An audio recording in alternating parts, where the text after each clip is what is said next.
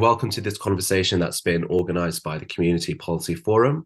So the Community Policy Forum is an independent think tank seeking to promote evidence-based and community-centered approaches to policymaking surrounding the structural inequalities facing Muslim communities here in the UK. And today we're joined by a preeminent voice within this space on Islamophobia, on issues impacting Muslim communities, that being Suhaiymah Manzoor-Khan. Thank you so much for giving up your time, Suhaiymah. So Suhaiymah is a writer, poet, and educator disrupting understandings of history, race, knowledge, and violence. She works to equip herself and others with the tools and faith to resist the unlivable conditions we find ourselves in and work towards another reality. Suhaiymah's latest book, Seeing for Ourselves and Even Stranger Possibilities, came out with Hajar Press in September 2023. Prior to this last year, she authored Tangled in Terror, Uprooting Islamophobia, which was widely endorsed by the likes of Loki, Muazzam Beg, Fatima Manji, and more. Suhaiymah's poetry and prose has appeared across radio and TV stations. She has written for The Guardian, The Independent, Al Jazeera, and hosts the Breaking Binaries podcast, on hiatus at the moment, and has essays in multiple anti-racist anthologies. Suhaiymah has lectured and performed from New York to Las Vegas, Berlin to Edinburgh, and Luton to Sheffield. For over 7 years, she has facilitated creative writing and political education workshops and been invited to speak at symposiums, universities, conferences, social advocacy events, and protests, and to write on a range of topics. Through these means and more, Suhaiymah campaigns against and resists Islamophobia and other state-sanctioned forms of racism, particularly policing and surveillance apparatuses in all their guises. Thank you so much, Suhaiymah, for giving up your time to join us today in order to discuss your book, Tangled in Terror, Uprooting Islamophobia. Thank you, Suhaiymah. So I just wanted to sort of start off and kick off the conversation by asking you a bit about the book and the motivation and the inspiration behind producing the book. Yeah, sure. So Tangled in Terror is part of a series with Pluto Press. It's called the Outspoken series. So writing a book about Islamophobia is not something that has long been a passion of mine or something I'd really wanted to do. A lot of my work revolved around kind of analysing or dissecting Islamophobic narratives. But with this series, the idea is that they're quite accessible introductions to different topics. So there's things in there around class, gender, different things. And so I was actually approached by Pluto Press to write the book. And they kind of suggested, it could be about Islamophobia, it could be about racism. And I felt like racism was too massive of a topic for a kind of, 30,000, 40,000 word book. But when I thought about whether it was worth writing this book, whether I should write this book, the reasons that really motivated me were, number one, that aren't actually that many accessible, comprehensive texts about Islamophobia. Most of what I'm familiar with is quite academic. And so therefore, yeah, it's rigorous, it's brilliant, but it's not really available to the majority of Muslims in this country, actually.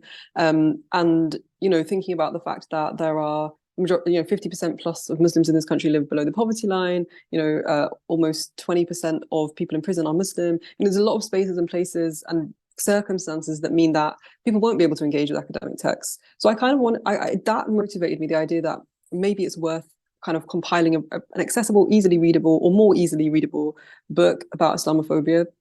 And also, I think I'd come across quite a few books that,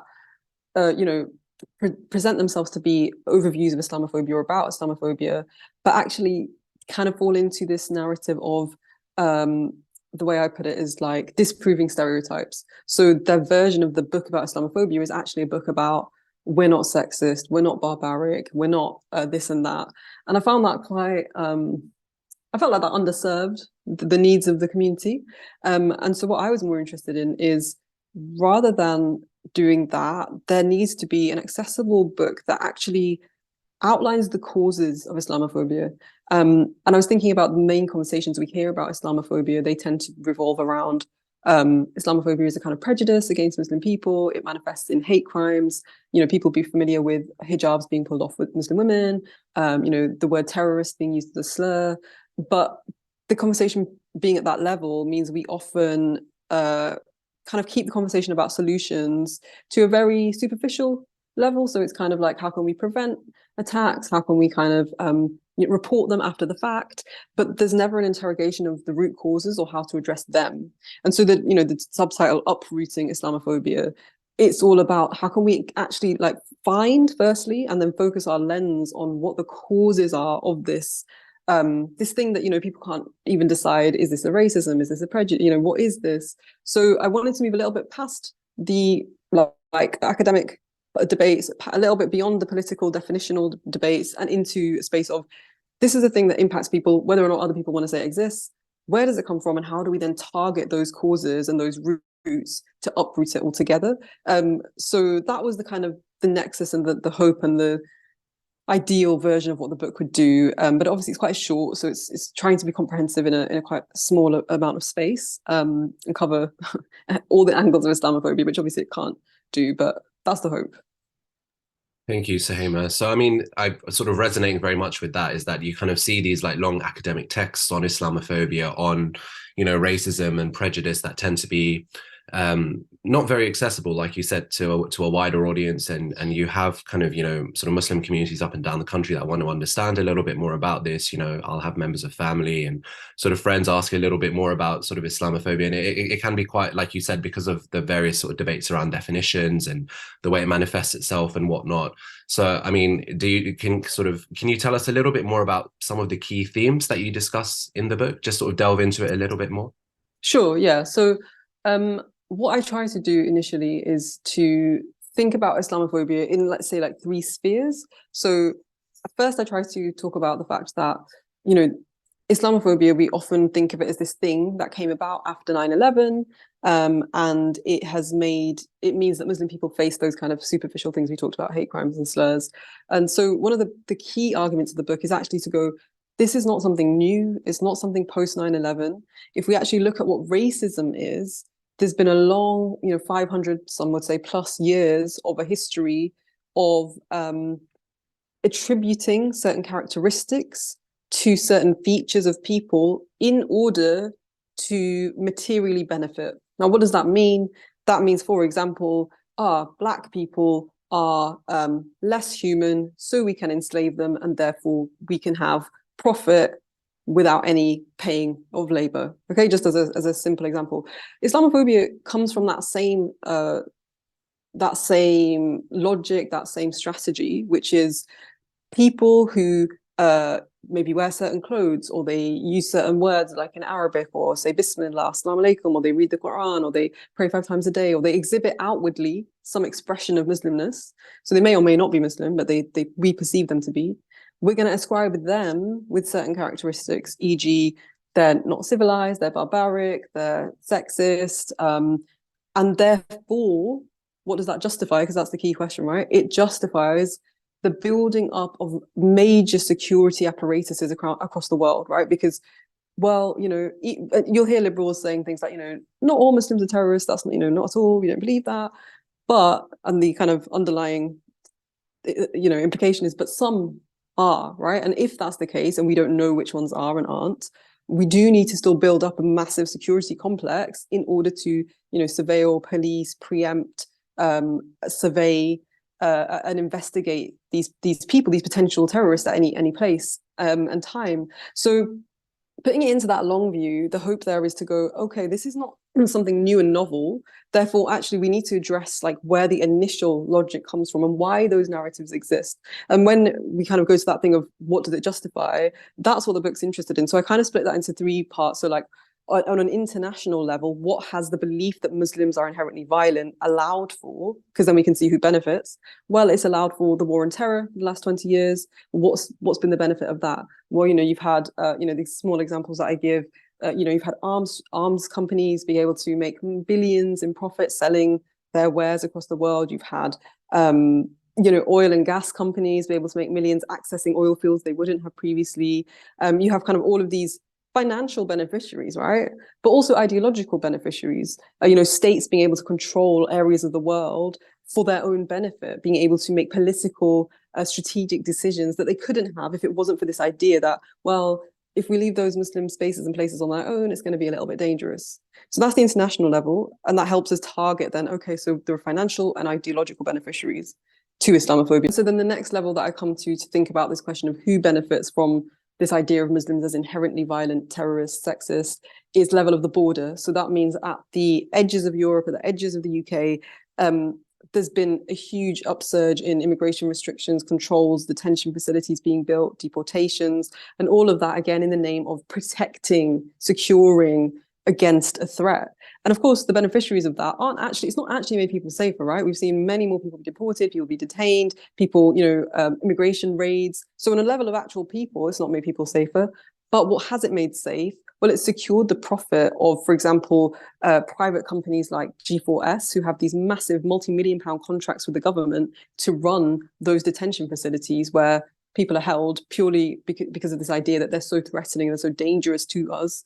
You've got deportation airlines that benefit from being able to fly people. I think in 2018, there was an article in The Guardian that found that per seat on a deportation flight, companies make around £12,000. So it's like, it's a really profitable industry, and having border controls in order to prevent or deter people coming to this country. And at the same time, obviously, the global manifestation of Islamophobia interplays with that, because it's because of war, because of displacement, that people are needing to cross borders. And then the final level that I come to in the book is the national level, which many readers will be more familiar with, where it's the case that the manifestation of this belief that Muslims are inherently violent, this narrative, it manifests in ways like, for example, the prevent policy. So that's this idea that, we need to look, every public sector worker needs to look out for signs of radicalization amongst those in their charge. So school teachers, nursery workers, doctors. And what that's led to in terms of, thinking about, okay, what's the impacts of that, is I think the general public at large have consented to a surveillance state at a level that we wouldn't if we didn't buy into that narrative, that there is a group of people in society that could be your neighbor, it could be your student, it could be your patient, that's inherently a terrorist. And so again, who's the beneficiary there? Well, I still split it into those two categories. You have the financial, so there are financial beneficiaries to these surveillance technologies, to the research that's done that underpins it, the think tanks that are paid to produce that research. I do a little look into, for example, the Henry Jackson think tank, and where their profit comes from, and who that, and if you follow the funding, and we have to do these paper trails, we can see that there's reasons that people would benefit from narratives about Muslims as violent, because it allows them to do the things they need to do.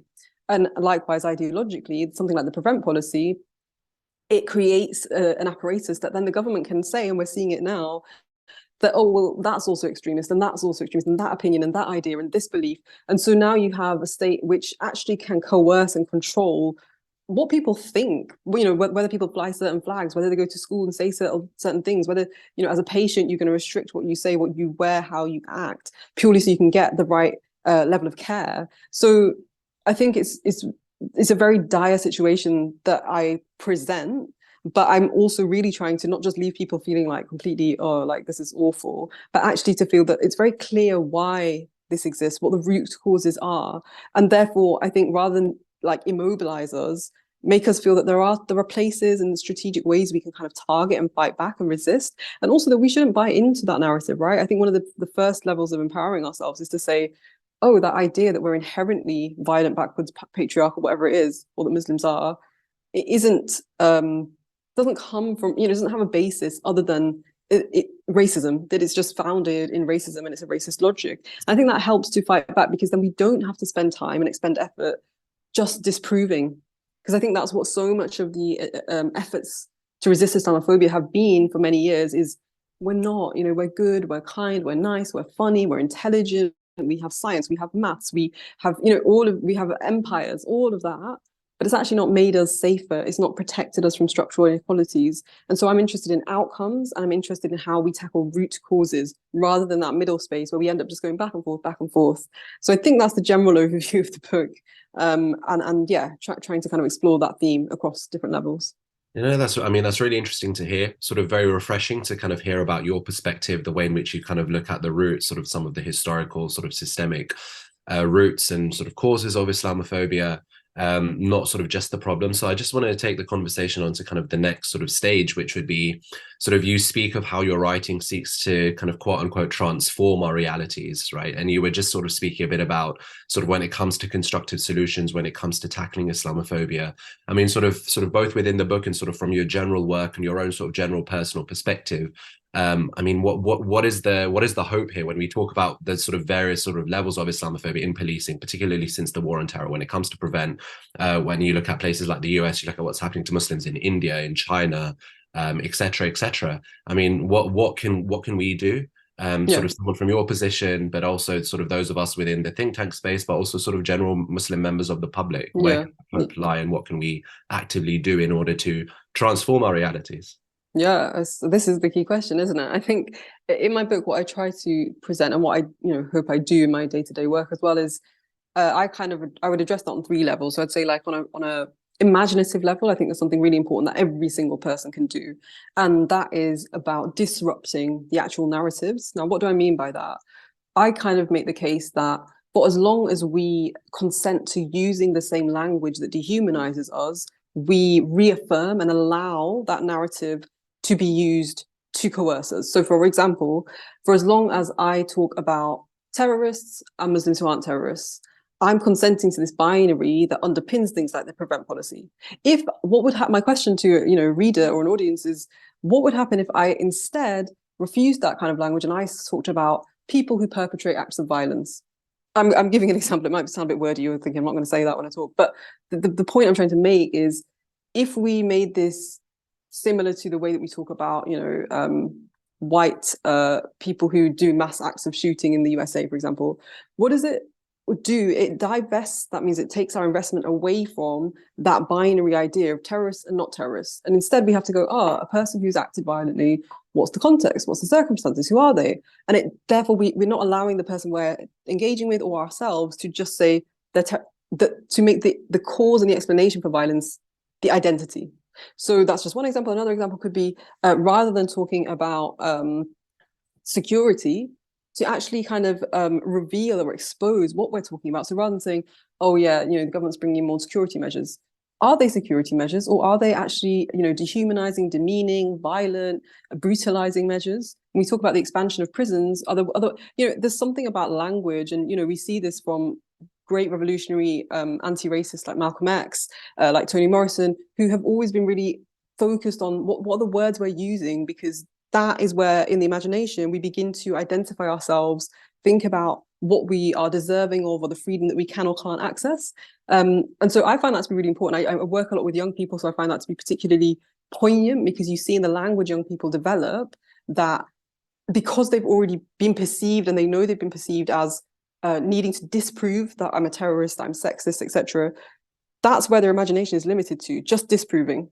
Now, my question is, let's go beyond that. And so let's start using our own language. So that's one thing I say that all people can do. And it might sound a bit ambiguous, but I hope through those examples, you can see why that might be quite powerful. The second thing is that I think every single person needs to know a little bit in terms of our rights. So Rizwan Sabir has a really brilliant book about his own experience kind of being arrested based on downloading a document when he's studying at university, and then the fallout of that and the impact on his mental health and the police and all of these things. But the thing that I really took from that book is, we actually need to know our rights as lay people. If I am stopped by the police at a protest, or if I am, my child is reported to prevent at school, or if, I'm stopped under Schedule 7 when I come back from my holiday, what do I need to say? What do I not need to say? Who do I contact? What are my rights? And that can sound quite like simple and straightforward, but I think it's a really important practical measure, just in terms of safety for ourselves and protection, but also empowers you once you know your rights. And that's one of the things I really took from Rizwan's book, is that once you know in the law what I can and can't do, I think it gives you a level, because sometimes when we interact with the state, it's different arms, like whether it's police or immigration officers or whatever, we feel a level of like, I'm already in trouble. I've already done something wrong. Even if, if a police car goes past me when I'm driving, I already feel like I'm probably doing something wrong. And, so it's how do we disrupt that by knowing, no, I've got a sense of knowledge, which is to some degree power.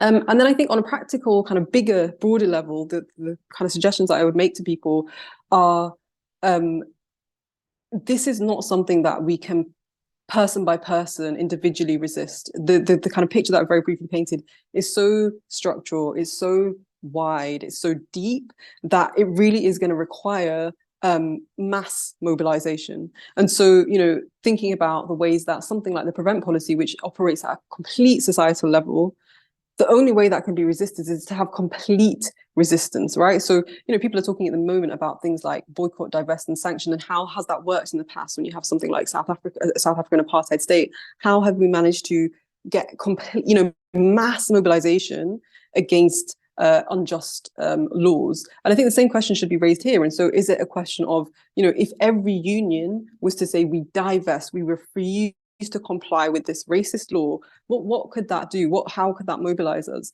I think at the moment there's so much fear and coercion, but we kind of need to come to a space where we realize that we have the power. The power is with people and always has been. So the way that can start is just conversations with those that we already know, maybe do empathize with the view, and also those who don't really understand the magnitude of these problems or why they really matter. And so one thing I do in the book as well is bring in a lot of stories, what I mean? Like, individual experiences, because that's how I think this stuff comes to life. And it's not just a kind of theoretical policy, but, this kid was stopped, he was made to do this thing, what happened next? And then on a final level, I'm quite honest in the book, I think, and I hope, and at the end, and I just say that, I also think we need to work together to figure out the solutions, right? It's not a case that I'm not trying to claim to be an author who comes with all of the solutions and possibilities. But what I do believe is that actually coming together, thinking together, learning together, empowering ourselves with that knowledge. I quote Malcolm X in the book, and I think he says something like, the first step, here it is, if you give people a thorough understanding of what confronts them and the basic causes that produce it, they'll create their own program. And when people create a program, you get action. So I think I see my role as a writer to present that, to be like, this is what confronts us, here are the causes, let's confront that. And so, inshallah, then together in different ways, we can take more direct actions, we can kind of divest more. And I'll say for myself, faith is also a really important thing, right? Like knowing and trusting that there is also a level of justice that we can and do aspire to. And I think I say that only because I think people can become very disheartened and immobilized sometimes, but it's not the case that this is something so devastating. It's actually anything that is man-made is, in my opinion, resistible. And so I believe that Islamophobia has a beginning and therefore it can have an end.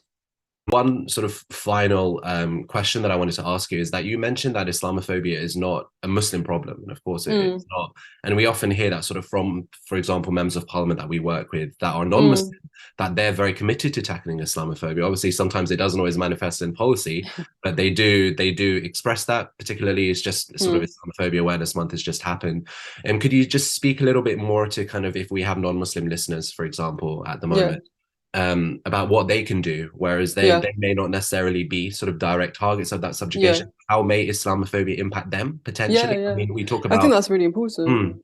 Sorry, I was just going to say, we sort of talk about Muslimness and perceived Muslimness, particularly the APPG definition of Islamophobia. You've had Sikhs, for example, and Gurudwaras that have been targeted on the basis of them. So Islamophobia does impact non-Muslims as well, and that's kind of how racism works. Is it works on very superficial markers of what constitutes Muslim in a sort of particular racialized mindset. I mean, how does Islamophobia kind of perhaps impact non-Muslims, or what can, more importantly, kind of when we're looking forward, what can non-Muslims do in order to kind of help resist? Yeah. Okay. Cool. Yeah. No, I think it's a really important point because I think whilst we need to talk about the fact that the direct violence is experienced by Muslims and manifests on Muslim people, actually what we were alluding to earlier, in the sense that something like the prevent policy, which initially is justified by this idea that there's a problem in the Muslim community, has expanded to such a point that whether you're Muslim or not Muslim, you are being censored, you are being watched and surveilled, what you say, how you act, what you wear. And I think moments like right now, the kind of autumn of 2023, we're seeing it doesn't really matter who you are in terms of, obviously there is a more direct impact on those perceived to be Muslim, and there's a more obvious and overt policing, but actually the policing that's been justified, the level of surveillance that's been justified, that's just impacting anyone who wants to have an opinion other than what the state is allowing you to have. And if you look at some of the things that fall under being signs of radicalization, for example, under prevent, it's things like opposition to British foreign policy, or, for example, opposing the prevent policy. So that would actually apply to anyone, whether you're Muslim or not. It kind of restricts the views you can have, it restricts the kind of opinions you can take. And so that's an example, I would say, why this is not a Muslim problem. This is actually about the society, the type of society you want to live in. Do you want to live in a society that is, highly policed and surveilled and people are not allowed to think for themselves?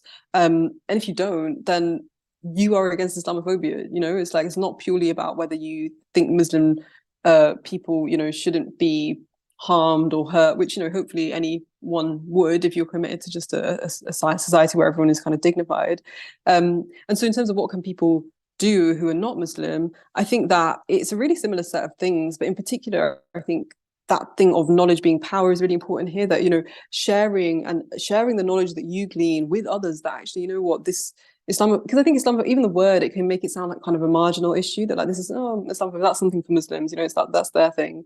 And so I do think there's an element of, really sharing with others what this is, how it works, but also I think being aware that you might be in spaces as a non-Muslim person, or in conversations or circumstances where people are more openly willing to say things they might not say in front of a Muslim person. And I think that's where that thing about imagination and disrupting narratives comes in, right? So if you, with your peers, your colleagues, your family, your friends, are in conversations where really, words are being thrown around easily, there's assumptions being made that, well, Muslims, yeah, they're all right, but some of them are terrorists. That's the point where, okay, now you need to come in and start disrupting that narrative. Well, what do we mean some of them are? Like, what does that, do you mean inherently they are? Do you mean that, like, and I always find, like, in terms of just like a genuine pedagogy, I always find asking questions are really useful. If you're not confident, if you feel like I don't know enough, just ask your interlocutor, what do you mean when you say that? Like, where's that coming from? Because I think forcing people to think about their assumptions helps understand, like, oh, I've internalized so much from the media, from whatever politicians. And so I think it's the same set of things. And I think also, mobilizing again, if you're in a school, if you're in a hospital, if you're in a trade union, if you're in wherever you are, I kind of say whatever field of work you're in, Islamophobia will be enmeshed in it somewhere, because it's such an overarching thing. But also, if you experience racism of any kind, or kind of any oppression, there's always going to be an overlap here with Islamophobia. There's always going to be a similar set of logics that underpin it. So I think this is something that really the whole of society needs to worry about in order for us to create the society that we want to. Thanks, Suhaiymah. I mean, I feel like, sort of based on this conversation, inshallah, many people that may not have read your book do go and read it. It's sort of an invaluable piece of work. Sort of like you sort of spoke about the sort of the logics, knowledge being power, and the way in which we can sort of, not just as Muslims but non-Muslims, kind of inform ourselves on this issue. I mean, where can people pick up the book? So you should be able to find it on the Pluto Press website. It's also on my own website, Suhaiymah.com. It's on any good bookstore, apparently should have it. So yeah, you can grab this. Also, I believe, like an ebook version, and there's also an audiobook version. So if you're someone who can't be doing with all the reading, there's an audiobook version in my own lovely voice. So if anyone who wants to hear hours of that, feel free. But yeah. Brilliant. I'll definitely make sure I put sort of all those sort of links in the description, so those of you that are listening can go directly to the book, listen to it, read it, however you consume your content. That'd be brilliant. Thank you so much, Suhaiymah, for your time. I know that sort of, towards the back end of the year, particularly, everyone's kind of wrapping up for Christmas. It's quite busy. So, alhamdulillah, we were able to kind of put together this conversation. It's been a brilliant one. I've enjoyed it. I'm sure everyone listening will have taken plenty away from it. Thank you. So yeah, thank you so much. Thank you for your time. Thanks for speaking to me.